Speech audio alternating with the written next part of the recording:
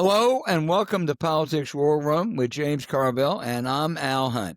This week our guest is famed journalist of the New York Times, Tom Edsall. Now remember, we love taking your questions, so write to politicswarroom@gmail.com for next week's show. We'll get to as many as we can, but don't forget to tell us where you're from. You can also get text updates about what's next for Politicon and Politics War Room by signing up at Politicon.com. So tell your friends about us. Remind them to subscribe on Apple Podcasts, Spotify, or wherever you get your podcasts. And please check out the links to our sponsors, Miracle Made, and our episode show notes. We thank you for supporting our sponsors. It really helps make this podcast happen. Hey, James, we've known all along that the Trump administration, taking the cue from its leader, is craven, that it's corrupt. This week reinforced the notion they also are shockingly incompetent. I mean, shockingly incompetent. A judge threw out the political revenge indictments of James Comey and Letitia James as the U.S. attorney Trump and Bond hastily arranged wasn't legally appointed and botched up the charges anyway. I don't ever remember an embarrassment this bad for the Department of Justice. The Secretary of Defense, Pete Hegseth, a man whose character may be lower than his competence, it's a close call, went ballistic when 6 congressional Democrats, all national security veterans, put out a video telling military personnel they shouldn't obey illegal orders. Now, you can argue whether that was a good idea or a bad idea, but if a soldier or sailor obeys an illegal order, he or she faces court-martial or prosecution. I mean, that's a simple matter of military law.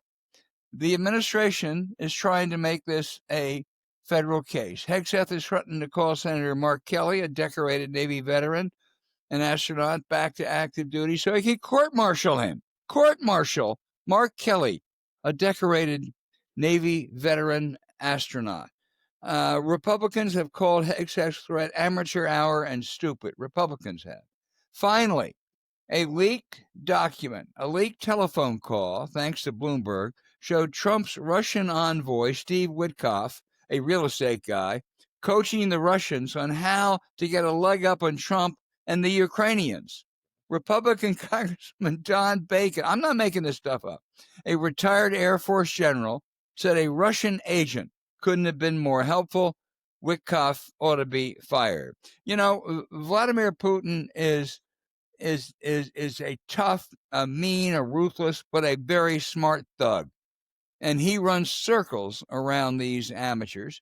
And Trump, if it would help him, would sell out Ukraine in a flash. If it weren't so dangerous, you could do a satire on this, kind of get a Zero Mostel type, do Springtime for Trump. It really has been, I've never seen a week like this when it comes to incompetence. Well, first of all, in a press conference that Senator Kelly and the rest of them had, I don't think it's controversial. I think it's 100% legitimate. I think that each one of those veterans, each one are really, really accomplished. I think Rubin is at the law school or something like that. I know Jason was a lawyer. And they didn't do this off the cuff. They knew exactly what they were doing. And this was exactly being directed at people because I guarantee you, at the rate they're going, people are going to get not one, but multiple illegal orders. And this was they may be getting some now. You're right. Yeah, I don't think it. I think it was the 100% right thing to do on every level, 100%. And what they said was what's in the Universal Code of Military Justice. I have no idea if that you could be called back to service if you repeat. It's like like repeating your general orders or something like that. So my hat's off to them. I think all of these people are all combat veterans. But Mark Kelly, you ought to see it. Look at the fruit salad he's gotten. I recommend he's been in space 4 times. You know what it is to do that, to pass that? I mean, my hat's off to them, and they might have to do some more before this is over. But I think I'm 100% behind them in what they did. Yeah. Well, I couldn't agree with you more. Hegseth is not only out of his depth. I mean, this is a really disreputable character. I mean, you'll recall he was a drunk. He says he's giving up drinking. We don't know. But when I'm not a moralist, James, but this was a guy who was married for the second time. While married, he then got another woman pregnant, who's now his third wife, and at the same time was accused of sexually assaulting a woman at a conference. I mean, this is not only the worst Secretary of Defense we've ever had. He's also has less character than anyone we've ever had in that post. So for him to be after Mark Kelly's incredible. Let me make one more comment. The flavor du jour, going back to the Ukraine issue, the flavor du jour of the gang that can't shoot straight is Army Secretary Dan Driscoll. He's a big pal of his Yale Law School classmate, J.D. Vance.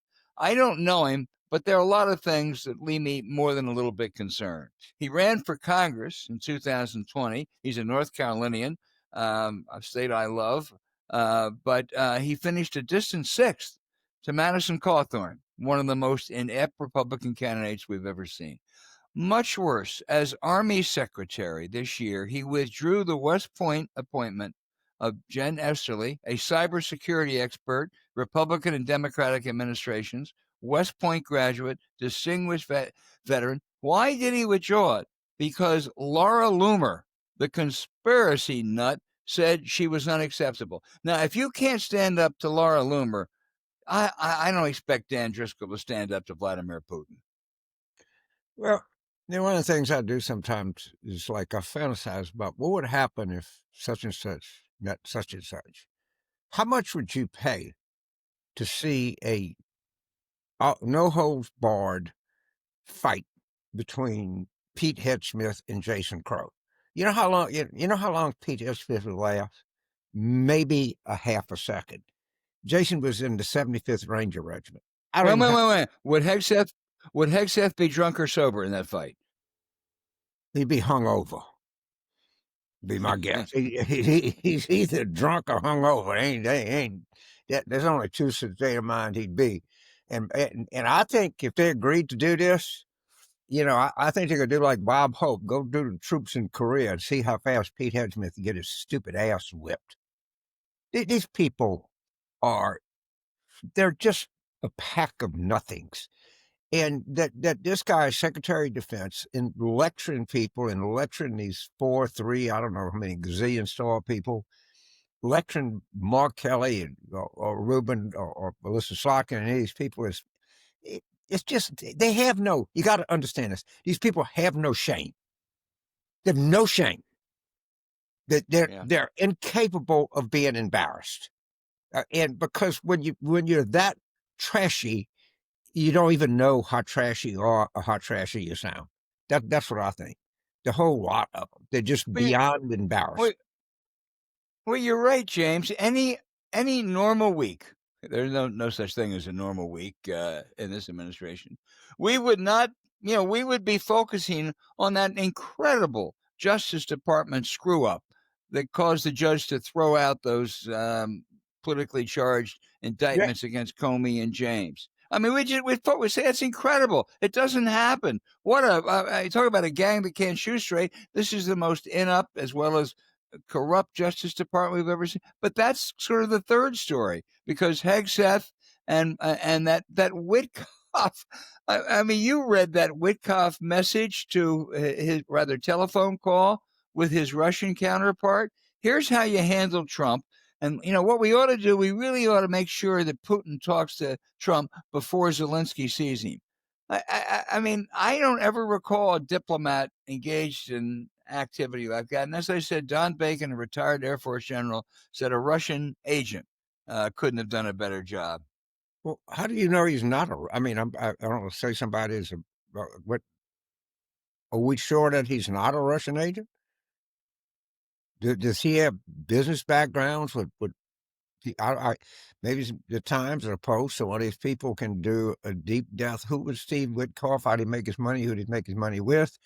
What conflicts does he have? Does he have any experience in dealing with Russian oligarchs? I mean, these are questions I think that we'd like to have the answer to. I think they demand answers. Well, I mean, the one thing that I can predict, I think with certainty, if you take a situation which is not as hypothetical as it might be, where Trump could go and force some kind of a truce on Zelensky and Ukraine, and it would be a short-term thing. Trump would get a lift out of it, and it'll be a long-term disaster, threaten all of Europe. Trump would take that deal in a minute. In a He's minute, he'd take that deal. he's not going to get a lift out of anything. Okay, Yeah. so even and if he didn't get shit for the Middle East stuff, he's not, and whatever this is going to it's going to get tracked because Russia is not going to stop. They're going to prove to themselves that the United States wouldn't pony up in its commitment to Ukraine. They're going to make some, maybe some bullshit thing, and he's just going to do whatever the hell he wants. But there ain't no lift coming to him. You don't have to worry. Well, the great story was there was a 28-point plan that just said, "Hey, Russia, here's everything you have. What do you want? Take it." And then there became a debate as to who wrote the plan. Did the Russians write the plan, or did Witkoff and his pals write the plan over there? I think, James, that's not a debate. It's very simple. They both wrote it. They wrote it together. It's just it's if it This weren't so tragic, if it I read weren't the stakes weren't so big. some linguist claims that you can tell in a translation, you get a pretty good idea of the original language. I don't know how it's done. I don't know if this guy's is legit, but I did see this, that it was almost certainly translated from Russian.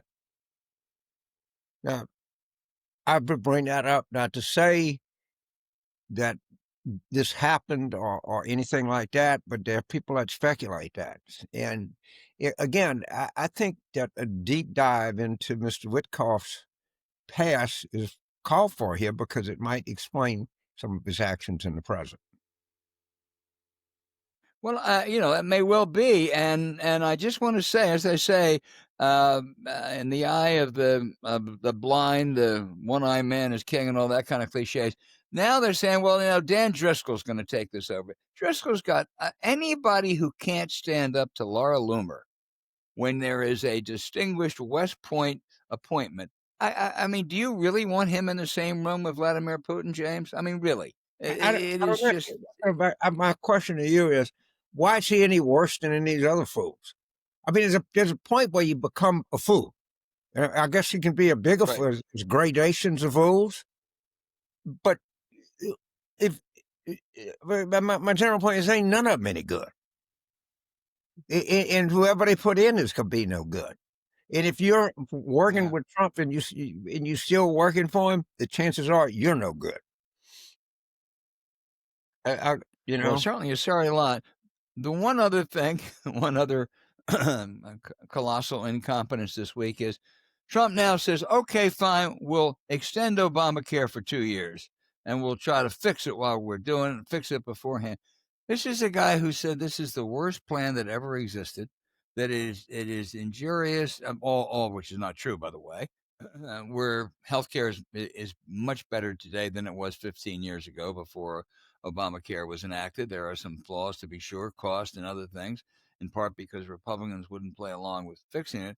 And now he says, we'll do that. And the Republicans on Capitol Hill are saying, wait a goddamn minute. We ran against this stuff because of you. I mean, it is as comical and as sad as all the other stuff. They ain't going to fix the Affordable Health you Care know, Act. it's so comical. And of course, if you look at the entire thing, and Trump said he was going to replace Obamacare with something terrific, then he said, "Who knew that health care was so hard?"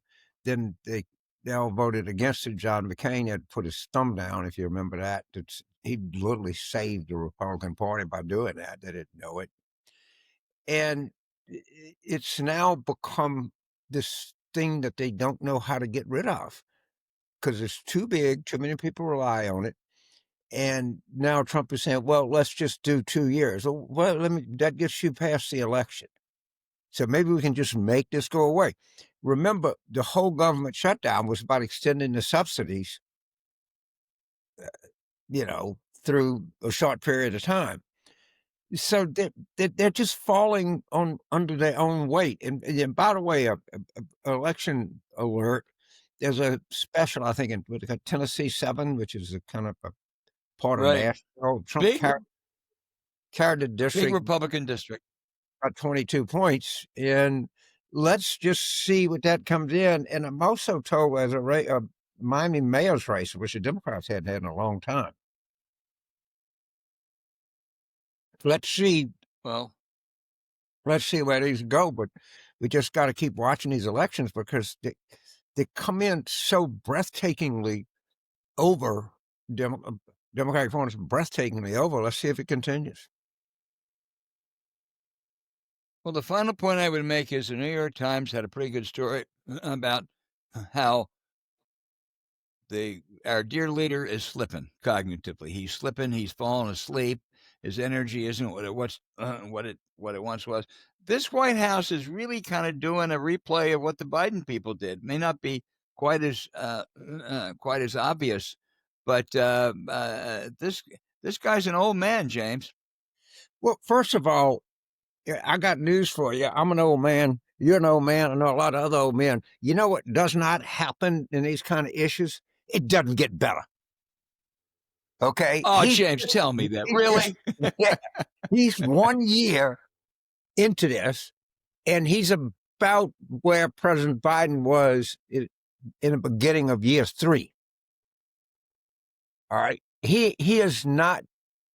I mean, the Times wrote the story. You knew this was coming. Somebody had to comment on it. He doesn't even know where he is half the time. And again, I got news for you. He ain't going to get better. It only gets worse. There's no getting off it. And this story is now, he's aware of it. Okay. He went crazy at Katie Rogers, I guess. And she's a very good reporter. I've talked to her. She's called me on a couple of stories in the past. She's a very nice, thorough person. I don't know her that well. And he went crazy because he knows it's the truth. And now, and once you start saying that, once you say people don't think I'm have balance, or people think that I fall asleep too much, then you try to counter that, and he's not going to be able to counter it, and it's going to drive him crazy. And I hope that he tries to run down steps like Obama. Remember that crazy stuff he saw about he didn't like Obama, but that guy could really go down a flight of steps. You ever see him, man? He just goes right down those steps like that. And what you need to do, Mr. President, is try to run down some steps so we can all watch your fat ass fall. Oh, James, watch it. I don't want him to do that, and then we get J.D. Vance. I mean, as bad I don't as want it you is, to die. I just want you to fall and do a face plant. Everybody laugh at you. I don't want anybody to get sick. I don't want anybody to get shot. I don't want any of that. But would I like to see his fat ass tumbling down those steps? Yeah, I would. Okay, this is really a very depressing week, and I think we're going to have a lot more of these weeks. So, don't be depressed. Yeah. We want a bunch of elections. We got stuff coming up. They're caught. Well, it's not depressing. It's not depressing for Democrats. It's depressing because these things matter. It matters, the Ukraine-Russia negotiations. It matters whether you have an honest Justice Department. It matters that you have a total rogue as a defense secretary. So that's why I'm depressed, James. I don't disagree with your optimism. But one thing it does, it matters that people see what buffoonery and in a complete lack of ethical behavior will bring. And hopefully the good that'll come out of all this, I don't know of a lot of bad because a lot of people are dead. But the good will come out of this is it'll make people more interested and involved in their government. I hope. That's can't tell you that that's going to happen, but that's the hope. Well, let's hope. Hey, how great are Miracle's cool and clean sheets when you want to sleep your best, James Carville? Well, sheets are the most important thing that you can imagine to get a good night's sleep because that's what your body is mostly is in contact with. So think about this. Ideally, you want to get somewhere maybe 7 hours a night. It's pretty good. Well, that means your body is in contact with sheets for 750 hours a week. So, I mean, just do the math and you would see why wouldn't you want the most comfortable sheet you can have? You want the most comfortable underwear you can have. You want the most comfortable socks you can have. Why wouldn't you want the most comfortable sheets? You spend about as much time in sheets as you do anything else. Yeah, absolutely. Because if you ever wake up sweaty, freezing, or just uncomfortable, just take it from James. The temperature in your bedroom can make or break your sleep. Absolutely. That's why you need that's why you need to switch to Miracle Made sheets. They're inspired by NASA technology and use silver infused temperature regulating fabric to help you sleep perfectly all night long. Sleeping at the right temperature is a critical way to feel rested the next day, and Miracle sheets truly give you maximum comfort in any weather. Now, better yet, they make pillowcases and comforters. Plus, thanks to their antibacterial silver technology, Miracle sheets require 3 times less laundry because they stay clean and fresh 3 times longer. Not only is that fewer wash cycles, it's great for your skin. Hidden bacteria can clog your pores and cause acne, so sleep cleaner and clearer with Miracle. Now, trust us, with no more gross odors, life's going to be a whole lot better for your household. Join us in getting better sleep every night. Not only are Miracle sheets smooth, breathable, and ridiculously comfortable, they don't have the very steep price tag of other luxury brands. Miracle sheets feel nicer than bed sheets used by some five-star hotels. So it's a vacation every time you get in bed. I imagine myself back in Italy, but it's your call. Drift off to dreamland and wake up at the perfect temperature every time you get into bed. Choose Miracle and upgrade your sleep or give the gift of better rest. Go to trymiracle.com/warroom to try Miracle Made sheets today. You'll save over 40%, and when you use the promo code War Room, you'll get an extra 20% off plus a free 3-piece towel set. They make an amazing gift, and with a 30-day money-back guarantee, there's no risk. That's trymiracle.com/War Room. Code War Room at checkout. Thanks to Miracle Made for sponsoring this episode, and the link, by the way, is in our show notes. Sleep clean and comfortable with Miracle. Thomas Edsall of the New York Times is one of the best writers and deepest thinkers in American journalism and has been for years. Tom, you wrote a fascinating recent piece about the split among Republicans. One catalyst is the Tucker Carlson interview with Nick Fuentes, who I think can be called a neo-Nazi. And in your piece, I think that's what was best exemplified by J.D. Vance, who's trying to walk that line between what they call the gropers and more establishment republicanism. Talk about that piece and what you think the significance is for the Republicans. Well, the one focus of the piece was on this J.D. Vance problem, which is really a larger problem for him because he's trying to have his foot in every camp in the Republican Party at the same time, and it inevitably is going to cause some tension and conflict. But in this one, it became pretty blatant because the accusation against the Tucker Carlson interview was that he was publicizing an anti-Semitic Nazi sympathizer. And Vance basically equivocated, and worse than equivocated, he dismissed it, and in a worst incident, which Politico reported on, where a collection of young Republicans were sending very anti-Semitic, anti-Black messages back and forth on a internal message system. Vance's response was, "Well, kids will be kids. They just do Yeah. things. That's the way things are." And not recognizing that these were not kids. These are people 24 to age 40. That's the group, if you want to be a young Republican, that they go after. And they also just dismissing what was really pretty grotesque and actually much more serious in a sense than the Tucker Carlson interview. Yeah, he said he didn't want to do pearl clutching. Say it again. He said he didn't want to do pearl clutching Yeah, to I know. these He, anti-Semites. he, he, I think J.D. Vance is well, he may work it out. He is clearly the front runner for the vice presidential nomination now. And if you look at what may be sort of the new Republican establishment, the different constituencies that have emerged since Trump took office, that really now have a similar role to what the old Republican Chamber of Commerce types had. Vance is promoting himself in every one of those, and is actually doing pretty well. Within the Republican Party, he does not seem to be paying any kind of price at this moment for his kind of compromised attitude towards anti-Semitism. Well, yeah, and it does. He is the personification, I guess, of this split. But your piece in the fight over Carlson and Fuentes, which obviously Donald Trump also said, "Hey, it's just free speech."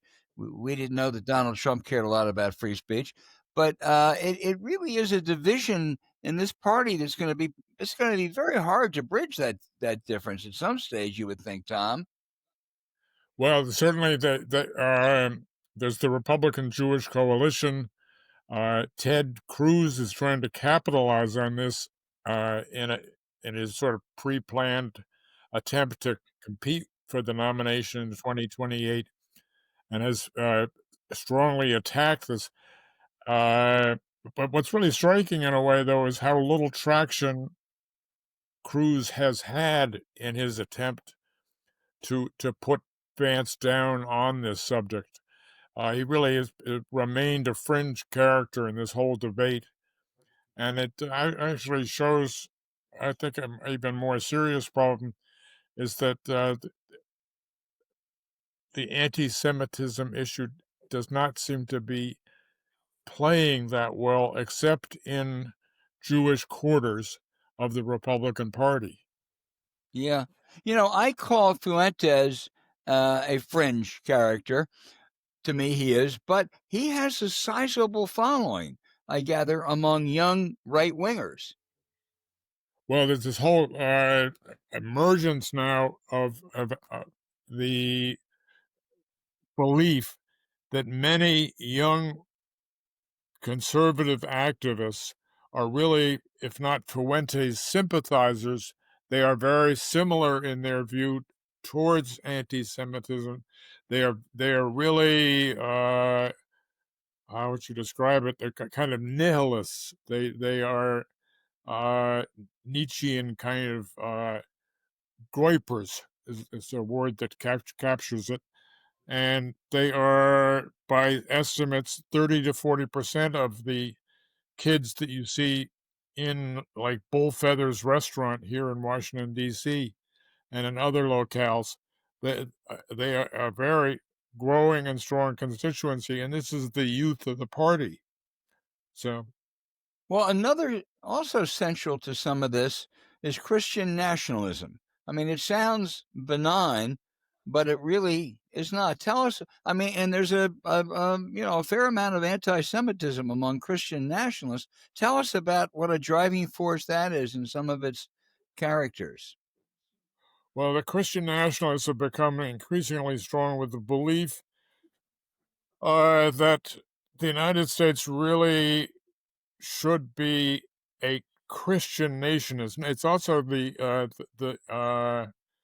are others besides just the Christian nationalists that believe that countries, that the majority religion should be the religion, like of a state, and that Israel is fine being a Jewish state. America should be a Christian state, and part of this, it's a very mixed bag. Some Christian nationalists are hostile to Israelis and Jews because they're not Christian.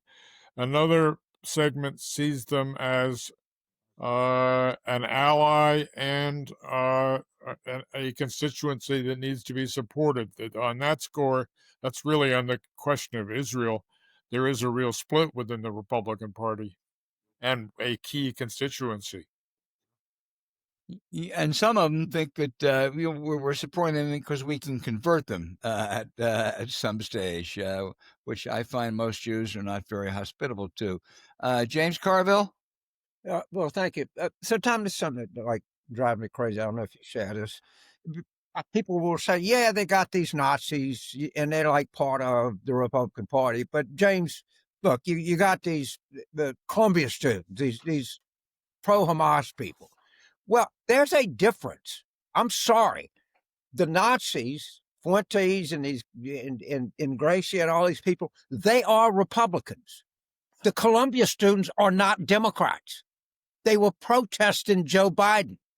And now it's become the smart cocktail party thing to say, well, they got their extremes, you got your extremes. What the fuck's the difference? Well, there's all the difference in the world. Well, I agree with you. There's all that difference. How big is the pro-Nazi contingent? If all the pro-Nazis left the Republican Party, how big of a bite would that take out of their coalition? They would not win national elections. Correct. And the point that they can't say anything is they need these people. Okay? They need them in the coalition. The Democrats can win elections without the Hamas wing of the Democratic Party, which is mostly non-existent, because even if they are, they're not Democrats. And I just think it's a distinction with a difference. I really do. So I want to ask you about this Christian nationalism and this whole thing, and I'll get you take your time and respond. I think at the core of all of this, and every time I read it, if you stick with it long enough, it's really, and this sounds crazy, all right? If you think I'm crazy, tell me I'm crazy. It's primarily a resentment against the Enlightenment, that the world would have been better off if we'd have never had the Enlightenment. That's why they don't like the Ken Burns movie. I mean, the founders were all sons or part of the Enlightenment. And I don't know, do you think that theory holds any water? Well, there is a whole wing of conservative intellectual thinking, Patrick Deneen and others, who do see, if you view liberalism as a product of the Enlightenment, who see liberalism as fundamentally faulty, and in that sense, the Enlightenment fits into this, that the idea that the individual is central, that individual freedom is important, they see that as an attack on community and an attack on sort of the religious communal nature of society, and they see that as basically an assault on core values. They do see the whole Enlightenment process leading to the liberalism of the 20th century as a clear negative that needs to be excised and eliminated. And that's where they sort of overlap with the Christian nationalists. And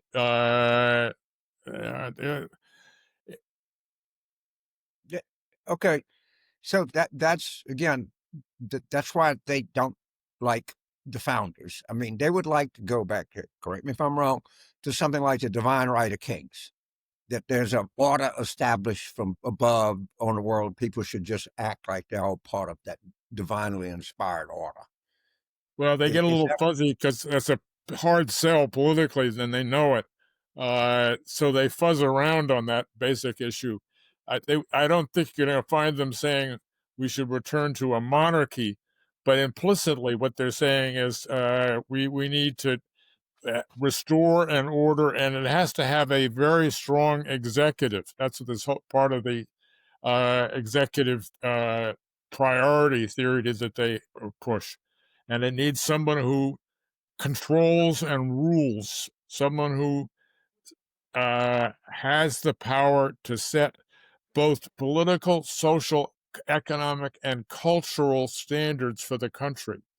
Well, I think what you just described is the divine right of kings. They might not going to call it a king, but that was No, I know. I'm not arguing with your with the word. I'm just saying that they're too smart to say divine right of kings.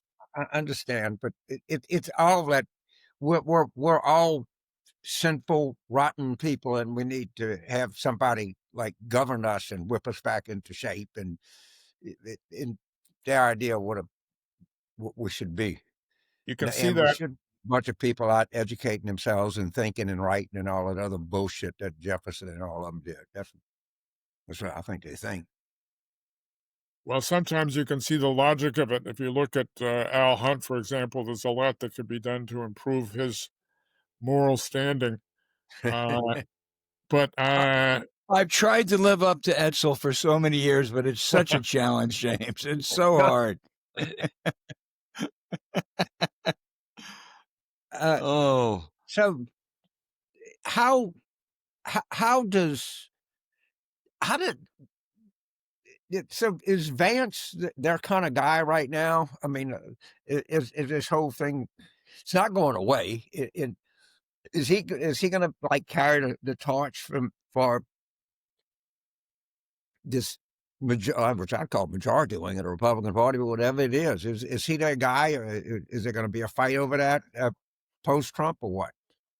I think there'll be a fight, but I think Vance looks very strong right now. If you look at all these groups, there's a very good book. You should have the author on your show, Laura Fairchild, if you haven't already. Laura Fields. Laura Field. Yeah. Yeah, Well, I'm exactly. trying to get her. I'm going to buy her book right now. She's written a really good book that breaks down the sort of the dominant forces in the MAGA world. And if you look at those forces, they really are. Vance has got a leg up in every one of them. And he has that's what he's been doing as vice president, is cultivating the centers of power under Trump. And if they do have the power to define the nominee, which they may or may not, but they might, they certainly don't hurt. He is really the guy who I think we're going to have. And if nothing else, he is an equivocator supreme. To maintain these four groups together, his basic strategy is if you're to the right of us, you're with us. And it's basically an approach of toleration of extremes so you don't alienate any one single body. And the Republican Party, as James pointed out, depends, in order to win a majority, it depends on some pretty screwball groups to put that majority together. And it can't afford to alienate them. Trump recognized this early on with his remarks about the march in Charlottesville. These guys marching down saying Jews will not replace us. And he says, well, there's some pretty fine guys there. It's a coalition that depends on toleration. Yeah. Albert, go ahead. Tom, there's been so much written about this administration's anti-Semitism task force at Justice, the White House, and they've gone after all these elite universities. I think that's just their excuse. I don't remember anything, this so-called crusade against anti-Semitism. I don't remember any criticism of the Christian nationalists, any criticism of the anti-Semites. As you say, J.D. Vance kind of excused them in New York. I mean, this anti-Semitism effort on the part of this administration is all just a political game, isn't it? Yeah, I mean, they found something that they can put a name to, that they claim Democrats have tolerated anti-Semitism, or liberal institutions have, and they use it as a vehicle to go after the institutions. It's a pretty transparent, sleazy proposition. And the problem is that the institutions, they face such severe threats in some cases that they cave. and instead of really taking it all the way to the courts, and the ability of this administration to do things, Trump basically acts and just wait for someone to stop him. He doesn't act with preparation, getting a whole case made. He just simply defunds Harvard, or he threatens to take away the access to the court systems from law firms. He does this, and then he lets to see what happens after that. So it's really he's a tough guy to take on. Well, he's a bully, and the minute you give in to a bully, the bully comes back for more, which I think is what some of these law firms are going to find out, as opposed to those that fought him and won. But Tom, let's get back to all of our roots. Politics, significance of the 2025 elections, in your view. Well, I myself was impressed with this guy Mandami more than the two Virginia victories, the Virginia and New Jersey victories. I think Mandami showed the ability to mobilize people who were angry at the Democratic Party. And there are a lot of people, including many Democrats, who are not happy with the party, and they need to have a cause, in a sense. And I think he tapped into something there where there's this ability to awaken large segments of the Democratic Party that are depressed and angry and sort of non-functional at this point. If you can give them something to motivate them, and one way to motivate them is as to build their anger in the same sense that James was writing about in the New York Times, but the anger specifically at the Democratic Party and its old leadership, excluding James, of course. Well, I was going to ask you what you thought about that new kid's column in the New York Times the other day. What's his name? Carville, huh? Is he a competitor now for you? I was very upset to see this some guy coming in here trying to kick my ass. Talk about the column, Tom. I as I say, I agree with the column in its entirety, except that I think you have to add for motivation this anger at the party itself among Democrats. And I think if anger is a crucial factor, Democrats have a big problem with anger. They're not really an angry party, whereas the electorate itself is a much more angry constituency. And I think Trump has capitalized on anger like crazy. And my only, as I say, my only addendum to James's column would be that candidates should really focus on not just reform of the Democratic Party, but anger at what past leaders have done to undermine the party. James? Yeah. Well, I mean, of course, the headline said outward woke and inward rage. So, I mean, I guess there's some rage or some element, but I think that this is where I'm going to go a little bit different. I don't think that the Democrats can unify, can express themselves adequately until we have a presidential nominee. And I also, well, I think Mandami did activate people. He was a Democrat. He got 50%. I don't think like in Maine, in Ohio, or North Carolina, or Iowa, or Alaska, that these candidates are going to ask Mandami to come in and campaign with them. They may very well ask Spanberg or Sherrill to come in and campaign with them. And while I think Mandami does speak to something, I don't know how well he speaks to Democrats outside of large urban areas. That to me is something to be seen. I don't argue that Mandami has national replicability. I'm just saying that the strategy of his campaign of mobilizing people who were liberal, Democratic leaning, uh, mobilize, but non-participants.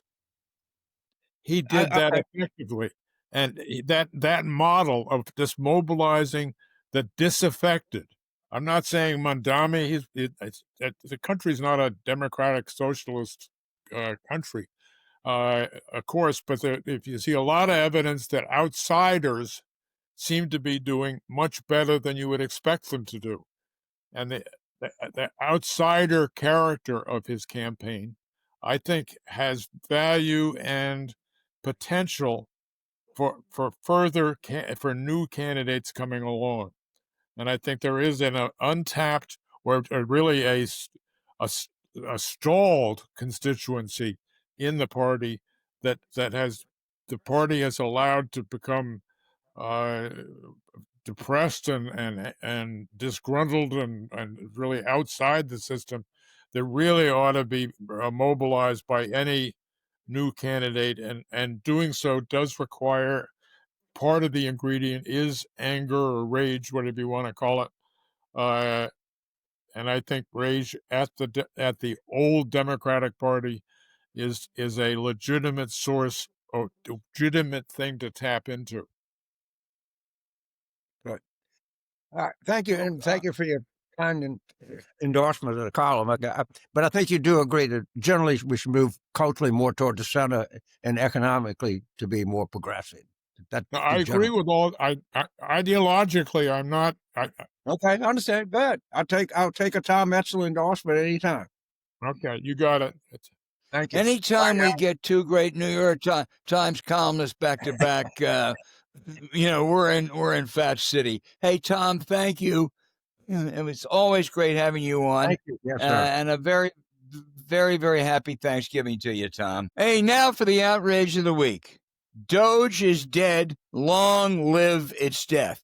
The much-trumpeted Department of Government Efficiency, led by uber-rich Elon Musk, was going to slash government to the bone, bring business practices to Washington, and make government work. Strike, strike, strike on all three. After less than 10 months, it's officially not out of business. It claimed it was going to cut more than $2 trillion from government spending. It now claims 10% of that figure, which almost itself is an exaggeration. It did bully some decent people. It violated privacy, and Musk generally made a fool of himself, proving once again the government is different than Tesla or most other private enterprises. There always are ways to increase government efficiencies or decrease inefficient government practices.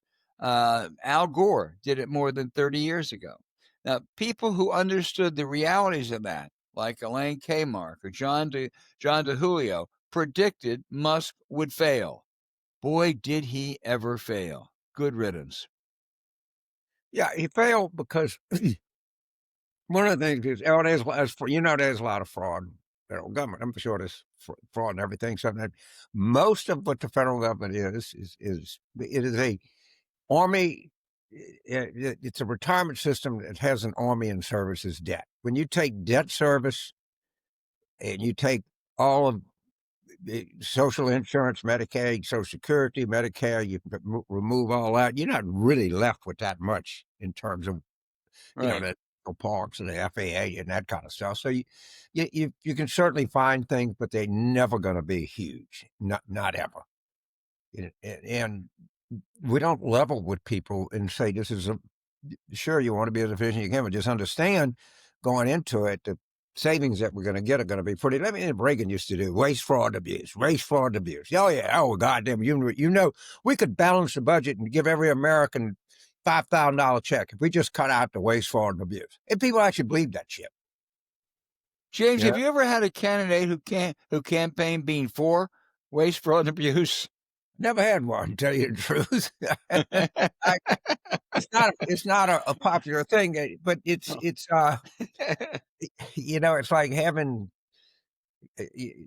It's just not. There's not a lot there. And I never had a candidate that said, "Well, we can look into waste, fraud, abuse, but we're probably not going to find that much." But what Gore did, he took his time. I mean, they looked at the whole reorganizing, they call it REGO or something like that. And he had, well, Right. Elaine was on the staff. I mean, he had really competent people. He was a very highly competent man. Of course, my own view, the election of 2000 was the beginning of the decline of modern United States. But yes, that happens all the time. For my outrage, the president of Colombia said that the reason that Trump was going into Venezuela was because of oil. Now, what I'd like to do is bring our audience into this conversation, because when I saw that, I'd worked in Venezuela, so I knew something about it, been there, I don't know, numerous times. And I knew they had a lot of oil. And if you go and you type in countries with highest proven oil reserves, just Wikipedia, that somebody, you'll see everything will come up. And so the way that you measure it the best, and for the way that they do, if it makes sense, is how long will your proven reserves last? It is to have a proven reserve. There's some kind of geological hoops you got to go through. Saudi Arabia, I don't know, is 124 years or something like that. In Venezuela, it's 885 years. The place is floating in oil. They don't produce that much because they're just not that good at it. And that's why Trump is doing that. This country, by far, not by combination of the next three countries put together. I mean, Saudi Arabia, Iraq or Canada or anything like that, or the United States, we produce more oil than anybody else right now. But I think it's 13 million barrels a day. 885 years that they could go in there and steal. And that's what they look at. No, shit, they don't export drugs that much or anything like that. But what they have is massive, humongous, unbelievable oil reserves. And just look it up, and you'll see for yourself exactly what the answer is. They're doing it for the oil. Okay, now for our listener questions, as good as ever. The first, James, is from Barbara in Aiken, South Carolina. She asked if you think Liz Cheney would ever consider being an independent, but elaborate more. What's Liz Cheney's future the next couple of years, and a role, if any, she can play in American politics? Well, first of all, she endorsed Kamala Harris. Okay, she campaigned with her. All right. Her dad, I was at the memorial service. Not only was Nancy Pelosi there, I sat literally next to my wife, sat next to Alexandra Pelosi and two of her children. All right. So that's how much that the Chinese think of the Pelosi's, that they had no family there. And look, my fantasy ticket, I know it's not going to happen, et cetera, but my fantasy ticket would be Mitch Landrieu for president, Liz Cheney for vice president. My slogan would be, because somebody has to take out the garbage. All right. But I think that there's an excellent chance that Liz will be a player of some kind in the 2028 election. And I think she's going to continue to be a player in future American politics. Now, whether that's as a reform Republican or an independent or Democrat or anything else, I don't suppose to know. But I think she has a future in American politics, either on a national ticket or even more likely as a cabinet member. If I was a Democratic president, I would certainly consider her strongly for Secretary of Defense or Secretary of State or anything like that. I really would. Yeah. James, Chris in West Chicago, Illinois, asked, what's going on with Marjorie Taylor Greene? Should you bring her onto the Politics War Room to find out? Marjorie, if you're listening, we will have you on anytime. We'd love to have you on. I think she's circumstances change, conditions change, and I think she changed. I think she found it very easy to be an outside guerrilla warrior saying all kinds of outrageous things, and she has said some horrible, horrible things. And I think once MAGA took over and they got power, she saw the hypocrisy in some of it.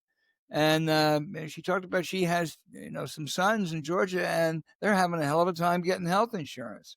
So I think she probably thought that she was going to be passed over, in the MAGA movement. She was going to be, and it was just better to get out. But I would love to have her on the show anytime, James. Absolutely. So first of all, I think, I'm being an amateur psychiatrist here, but I think those survivors of the Epstein stuff that met when he's when Congressman, a lot of them Republicans met with him. I think she was affected by that. I really I do did. too. And you don't know. I do too. I'm not suggesting there's anything in her past that she's ever been, had unwarranted advances. Maybe that has something to do with it. Her district is getting clobbered by Trump policies. I know that district is basically northwest Georgia. Think of Chattanooga suburbs, maybe some northern and western Atlanta suburbs. Like I know Berry College is in there, which is the largest college campus in the entire United States. They're not even close. And they're heavily reliant on Medicaid, Medicare. They're heavily reliant on SNAP. It's not a particularly, it's very white, but it's not the most prosperous part of Georgia by any means. And maybe just to build up had just been enough for her. And, maybe she just sit there and says, hey, look, she's like in her late 40s. In a way that you and I had at that time in our lives. Maybe she had the thing is, what am I doing with myself? Why am I giving my allegiance to these people who literally don't give a shit about me? And that's what the Republicans in Congress, she found out ahead of what they're all finding out now. And this is what's really at it. Trump does not give a shit about the Republican Party. Trump does not give a shit about the Republicans in Congress or anything else. He only cares about himself. And I think Marjorie Taylor Greene understood that before a lot of other people did. That's my theory. I absolutely. This is every week. We try to mix it up, James, and someone's asked questions for 3 or 4 weeks. We try to turn to someone else. But our old pal John in Gurnee, Illinois. John. First of all, I learned we got to get this guy on. I learned where Gurnee is. It's about 40 miles from Chicago, up in northeast Illinois. John, we're going to get you on the show one of these weeks because you send good questions every week. And he says, in order to win back the citizens who didn't vote in 2024, Democrats need to focus first, second, and third on how to help their economic stress. Absolutely right, John. And then he asks, is government bureaucracy too slow to immediately impact prices and get people real help? Yeah, it is. Look, one of the things that we talk about the cost of living, affordability. There's 2 ways you can deal with affordability. You can try to get prices down. You can increase supply. You can do all that. And, I mean, it's tough, but they raise interest rates or they have monetary policy. The other thing that you can address it with is increase wages. Okay, what you pay is relative to what you make. And how do you could raise the minimum wage, which would have some effect on a lot of these companies pay $3, $4 over the minimum wage. So raise the son of a bitch to $20. Okay, make a statement. America needs a raise. I don't think we've raised the minimum wage since 2000. I don't know, 15 years now. 7, I think. Whatever. Yeah. It's been forever, the real value of it. And the second thing is maybe you could have some kind of a tax break for employers that increase wages. I don't know, but this cost of living, this affordability seems to me like it's going to be with us for a while. And, you could, there's several ways you can attack it, but one of the ways is you can pay people more. And if you want to know the rage in this country since, let's just take 2009 is a starting point of 2010, and you look at corporate profits growth and look at hourly wage growth, I'm just going to say that the economic system in the United States has got to change, and it's gone way too far in favoring old people, favoring savers, favoring homeowners, favoring all of the stuff that we are, and it's screwed this younger generation. And I'm telling you, I'd say the same thing to anybody is you better fix this or it's going to get fixed for you. And it's not going it's going to be ugly when it gets fixed for you. The people are tired of it. Just build it up. Yeah. And I think the Democrats, as I pointed out in the piece, is quit fucking around with all this cultural stuff and start talking about people's wages, start talking about what we can do to protect people who are trying to make it, and particularly young people. Young people can't get a fucking job right now. It's just unbelievable. And we're sitting there telling them how good they got to be. Megan in Fort Myers asks, why is Lindsey Graham such a lapdog to Trump? Can I only assume Trump has something on him? I don't know that Trump has anything on Lindsey Graham or not. It's been around for a long time and everything. But I'll tell you something about Lindsey Graham. He's very needy. He really needs a big brother, a mentor, whatever have you. John McCain served that purpose for 16 or 17 years, and then when John died, he just turned to Trump, and he is wholly owned now by Trump. If Donald Trump eloped with a sheep, Lindsey Graham would say it shows what a great champion of animal rights he is. He's put any conscience he ever had in a blind trust. And all he has is his Senate career in politics and his desperation to be a player. So he has become a wholly owned Trump subsidiary, and it really is kind of personally sad. I guess I know him, casually, but yeah, and me he's too. kind of a nice guy to be in he's a comical figure. He's like the Trump people don't like him. The Trump in his rally, I guess some few years ago, was running for re-election, and Trump and the Republicans were booing him. Trump said, "Oh no, he's a good guy. Put his arm around him." And of course, the Democrats can't stand him because they think he's just some phony baloney. At some level, you almost feel sorry for the guy because you know that everybody's laughing at him. I mean, we laugh at him, they laugh at him, Trump laughs at him, the crowds laugh at him. And he's just desperate to hold that Senate seat. He don't care. He'll do whatever he can. He can't envision life outside the Senate, and he's comically compromising. Sure is. David in Lawrence, Kansas, home to the second or third best basketball arena in America, behind Cameron and maybe the Palestra. David says, instead of demanding release of the Epstein files, shouldn't we be demanding to see the contents of the Epstein safe? Well, you asked the correct question because we know that Michael Wolff said that in that safe, Epstein pulled out pictures of him and Trump with some scantily clad young females, and that Trump had a stain on his trousers.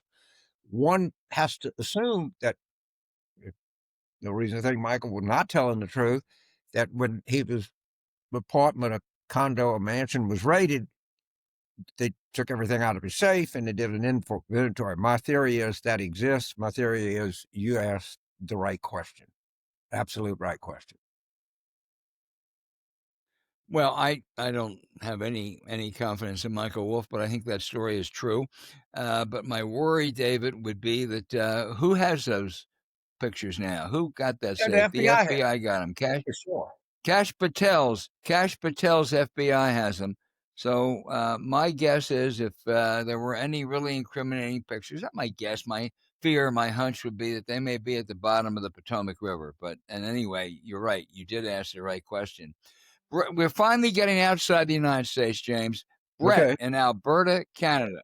All right. Brett in Alberta, Canada says, should we be cozying up to the Saudis?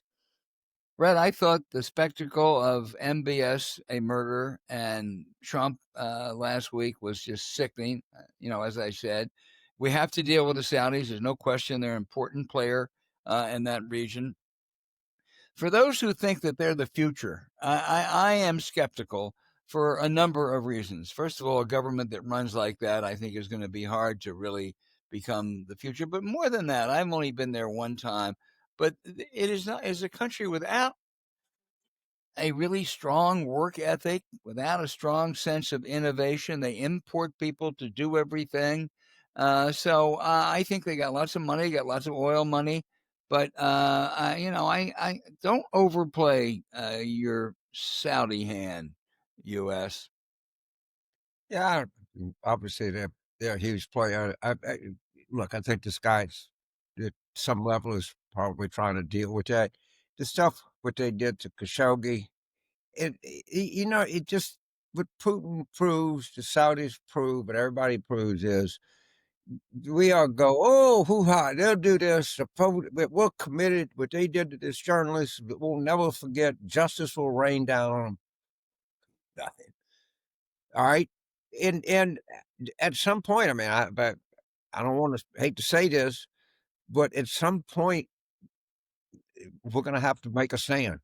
And we certainly didn't make one against the Saudis. We certainly didn't make one against the Russians.